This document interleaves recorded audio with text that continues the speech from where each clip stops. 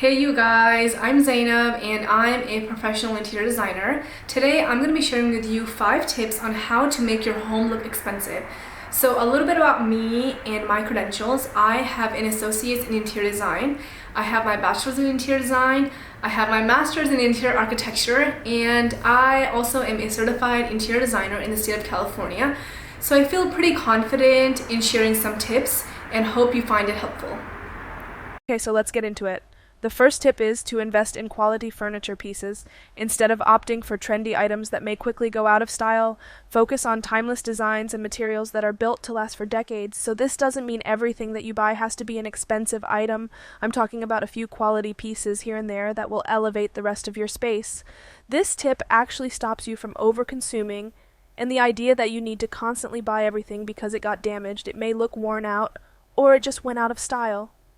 Once you have a few quality pieces in your space, the rest of the items will just follow it, and you can then get a sense of style in your space and create hierarchy, which will bring everything together. Okay, so story time. One of my friends moved to a new place, and she was torn about getting this specific bed she told me about. She had been hunting for sustainable and non-toxic furniture, which is really hard to find for a long time, and came across this furniture company called Urban Woods. Not only are they local, the bed is handmade, they used reclaimed solid wood and even used non-toxic glue. Here's what this bed looks like, and yes, it was an investment, but she got a floor model, built a good relationship with the owner by learning about the piece, and scored really nice nightstands with it. Once the bed got delivered and assembled, she was obsessed with it, but had no idea what else to buy along with it. I told her because this is a platform bed and it reminds me of Japanese craftsmanship, look into wabi-sabi. She loved that style and was able to find pieces that went with her space. So the moral of the story is that the bed dictated her entire bedroom style, and because this is a well-made bed, she's going to keep it for a very, very long time and can go to sleep knowing it is an eco-friendly piece, which has all the qualities she was looking for in a furniture piece. The second tip is to add layers to your space, and I honestly cannot stress this enough. You can do this with textiles like linen curtains, velvet or suede chairs, textured throw pillows, and woven area rugs. There is a difference between adding too many layers where your space ends up looking kind of cluttered and choosing the right amount. This is an example of too many layers. There is a lot happening in this bedroom. There is a rug on top of the carpet. The drapery is super intense against the contrasting valance. They got the art wall thing happening on the side, which looks kind of crazy. It's all very suffocating and just too much. Here's an example that is less intense than the previous, but it's still wrong.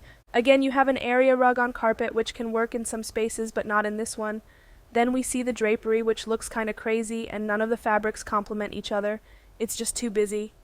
Now let's look at a space that works. Just looking at this photo, I already see a great mix of material being used together in harmony. You have what look like oil-rubbed bronze sconces on the sides. Then you have a textured wall panel in the back with integrated wood that dies into the headboard, making it one piece. The bedding looks cotton or linen. Overall, it's a pretty warm and cozy space. Here is the same bedroom with another angle. It's light, bright, and clean. The third tip is to create a focal point in each room with a statement piece of art or a bold light fixture. So this photo is from a house in San Francisco designed by Homework Design Shop, and you can see how the art is the statement piece in this space and everything else is supporting it. The lighting fixture is really nice and bold, and it ends up adding interest to the space. Nothing is really standing out or taking too much attention than the art piece. Everything is pretty balanced here, and honestly, I'm here for it. Fourth tip is to upgrade your hardware. Swap out basic knobs and handles for more sophisticated options. Make sure you choose something that has a nice profile, not something that's too funky because it's going to get in the way of your everyday use. Last but not least, declutter your space. A clean and organized home will always look more upscale. Bookshelves and TV consoles are notorious for being neglected, and honestly, they end up just looking messy. So this doesn't mean say goodbye to bookshelves. This is just an example of how clutter and hoarding devalues your space, makes it look messy. This kind of also depends on who you are as a person. For example, I need open shelving so I can see what I'm storing because I tend to forget what being doors and end up not using things. Other people really love closed doors because they can hide the mess quickly. For example, if you have kids that play in your living room, you might prefer closed door shelving because you can quickly put away kids' toys if someone comes over. Well, there you have the 5 tips to elevate your home. I hope you guys found them to be helpful and inspiring. Don't feel that you have to implement these tips right away. Take your time and enjoy the process because it truly does reflect on the outcome and shows if the details are well thought out or not. If you enjoyed this video, make sure to subscribe to the channel for more tips and tricks on designing. I'll be sharing more valuable insights with you guys in the future. Until then, happy decorating!